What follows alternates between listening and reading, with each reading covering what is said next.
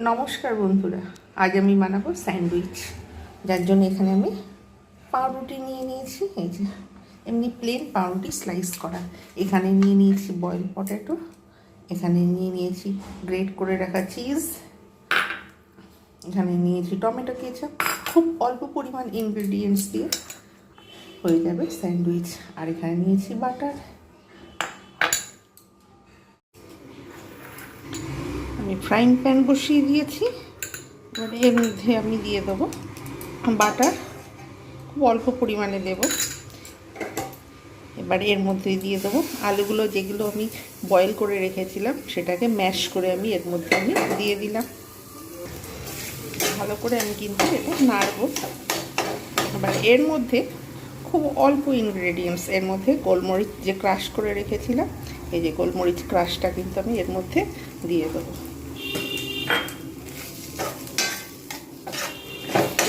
কিন্তু এটা বাচ্চারা যাতে খেতে পারে সেই রকমভাবে বানাচ্ছি। এতে কাঁচা লঙ্কা কিংবা পেঁয়াজ ব্যবহার করছি না। কাঁচা লঙ্কা পেঁয়াজ ব্যবহার করলে বাচ্চাদের জন্য কিন্তু ভালো হয় না। আর বাটারে যেহেতু লবণ থাকে তাই খুব অল্প পরিমাণে এখানে আমি লবণ ইউজ করেছি।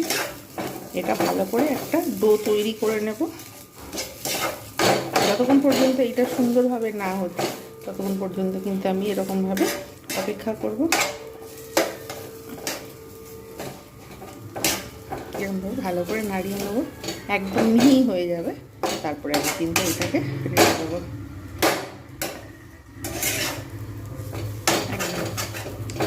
খুব সুন্দরভাবে বাটারটা এর মধ্যে মেল্ট হয়ে যাবে আর একদম মিহি হয়ে যাবে। এরকমভাবে আমি কিন্তু কন্টিনিউ নেড়ে নেব।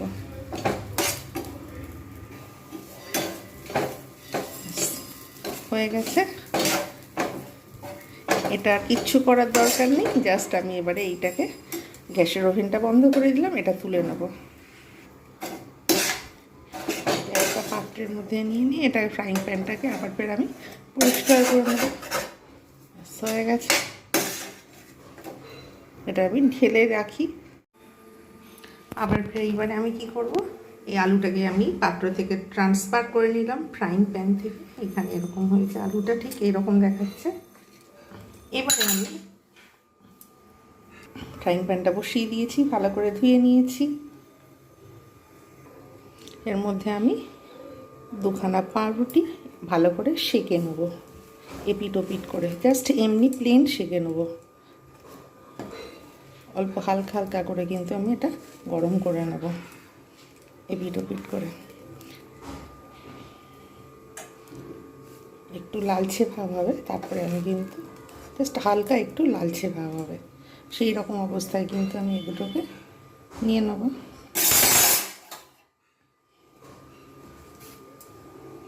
এটাতে একটু লালচে ভাব এসেছে, এটাতে একটু এরকম লালচে ভাব আসবে, তারপরের স্টেপটা আমি দেখাবো। দেখা যাচ্ছে হয়ে গেছে। সুতরাং আমি একটাতে আমি কিন্তু ভালোভাবে টমেটো কেচাপ মিশিয়ে দেবো।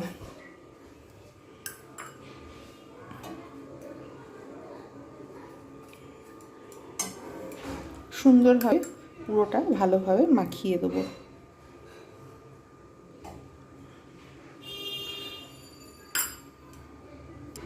এইবার আমি যেখানে আলুর যে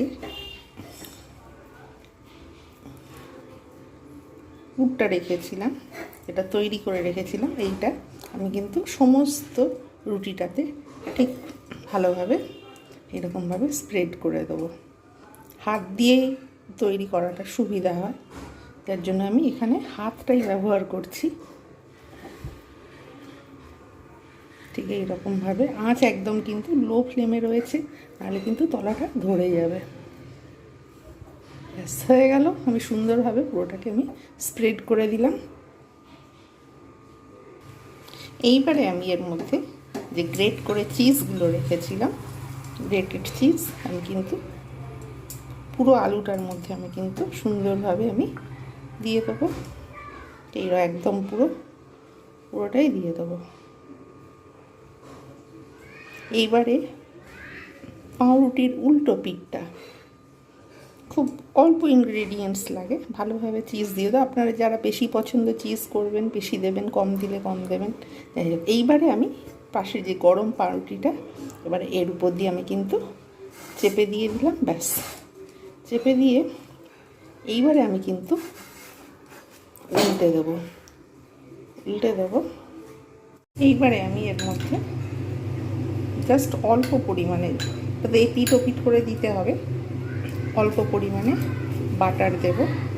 ভেতরটা অটোমেটিক্যালি গরম হবে, পাউরুটি গরম রয়েছে, চিজও ভিতর দিয়ে মেল্ট হয়ে যাবে, আলুটাও গরম রয়েছে, আলুর পুরটা এইরকমভাবে আমি কিন্তু এই পাশটা সুন্দরভাবে আমি কিন্তু এতে বাটারটা দিয়ে দেবো। আলুর সঙ্গেও বাটার রয়েছে, এখানে জাস্ট অল্প দেব টেস্টের জন্য এবং সুন্দরভাবে এক পিঠটা হয়ে যাওয়ার জন্য। এবং আরেক পিঠটাও আমি এইভাবে দেব, এরকমভাবে আরেক পিঠটাও ঠিক সেম প্রসেসে উল্টে দিলাম। এবার সেম প্রসেসে আমি কিন্তু এই পিঠটাও ঠিক এইভাবে দিয়ে দেবো। একদিক হয়ে যাবে আরেক পিঠ দেবো, এইরকমভাবে সুন্দরভাবে এক পিঠ হয়ে গেলে আরেক পিঠে বাটার দিয়ে কিন্তু এরকমভাবে উল্টে দেবো। ব্যাস, এইরকমভাবে দুটো দিক কিন্তু খুব সুন্দরভাবে হবে, একদম কিন্তু কম আঁচেতে হবে। এটা কিন্তু খুব অল্প ইনগ্রেডিয়েন্টস, কিন্তু অনেক সুন্দর একটা টেস্টি স্যান্ডউইচ হয়। আপনারা বাড়িতে অবশ্যই এইভাবে ট্রাই করবেন, খুব সুন্দর লাগবে।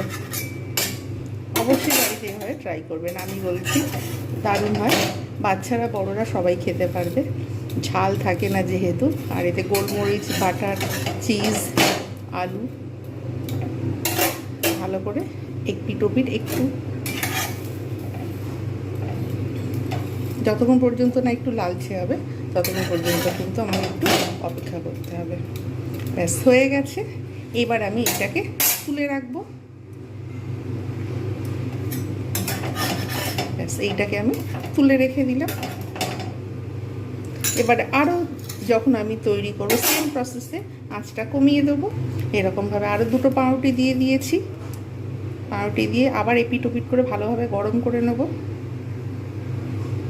একবার এপিট করে নেব, আরেকবার ওপিট করে নেব, ঠিক এইরকমভাবে গরম করে নেব। এরকমভাবে আমি কিন্তু গরম করে নেব, একটু লালচে ভাব হবে, একটু গরম হবে সুন্দরভাবে। নামিয়ে রেখেছি, এটাতে কত সুন্দর কালার এসেছে, দুটো পিঠই কিন্তু এটাকে পরে দেখাচ্ছি। আবার ফের এটাকে উল্টে দেবো, আঁচটা এবার বন্ধ করে দেবো। ব্যাস, বন্ধ করে দিয়েছি আঁচটাকে। এইবার আমি এইটাতে পুরো আগের মতো সেম প্রসেসে আমি এর মধ্যে কিন্তু টমেটো কেচাপটা পুরোটাতেই মাখিয়ে দেবো, একদম পুরো।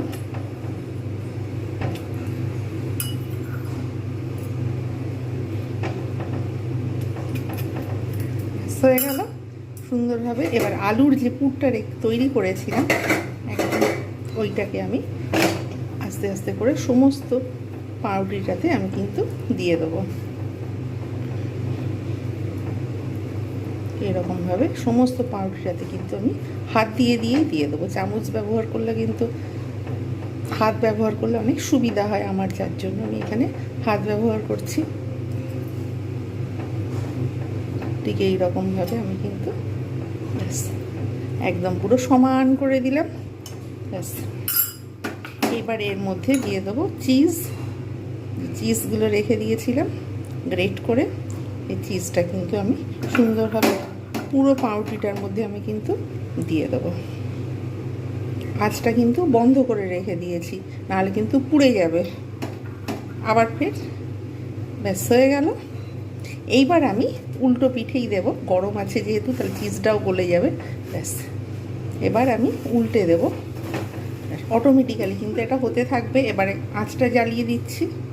ব্যাস, এবার আমি উল্টে দেবো আগের মতো, যেমন আগে উল্টে দিয়েছিলাম সেরকমভাবেই উল্টে দেবো। জাস্ট অল্প একটুখানি বাটার সেটা হচ্ছে দিয়ে দেবো, যাতে সুন্দর জাস্ট অল্প ওতে দেওয়া রয়েছে, জাস্ট আমি অল্প আমি কিন্তু এভাবে দিয়ে দেবো টেস্টের জন্য। কোনটা একটু ভেঙে গেছে, যাই হোক ওতে কোনো অসুবিধা নেই। এবার এই দিকটা উল্টে দেবো সেমভাবে। এটা ধীরে সুস্থে তৈরি করলে খুব সুন্দর হবে। আবার এইটাতেও জাস্ট অল্প এই রকম করে কিন্তু আমি বাটারটা একটু দিয়ে দেবো। এবার গ্যাস বন্ধ করে দেবো, যেহেতু দু পিঠ সুন্দরভাবে হয়ে গেছে তাই আমি আর কিচ্ছু করলাম না। এবারে জাস্ট ডেকোরেশন করে দেখাচ্ছি। তৈরি হয়ে গেল হোমমেড স্যান্ডউইচ। আপনারা অবশ্যই বাড়িতে এইভাবে বানান আর এনজয় করুন, সকলকে দিন, নিজেরা খান, বাচ্চাদের দিন। আমি যেভাবে বানিয়েছি এভাবে কিন্তু অনেক সুন্দর হয়। খুব অল্প ইনগ্রেডিয়েন্টস আর একদম বাচ্চাদের জন্য, বড়দের জন্য, সকলের জন্য, বয়স্করাও এটা খেতে পারবে, সুতরাং কোনো অসুবিধা নেই। কেমন হয়েছে অবশ্যই আপনারা কমেন্ট করতে ভুলবেন না, জানাতে ভুলবেন না। আর ভালো লাগলে রেসিপিটা শেয়ার করবেন, লাইক, কমেন্ট, শেয়ার এবং সাবস্ক্রাইব করবেন। এতক্ষণ আমার সঙ্গে থাকার জন্য আপনাদের জানাই আমার তরফ থেকে অসংখ্য ধন্যবাদ। প্রত্যেকে ভালো থাকবেন। নেক্সট আরও একটা নতুন রান্নার রেসিপি নিয়ে আপনাদের সামনে পরবর্তী ভিডিওতে উপস্থিত হব।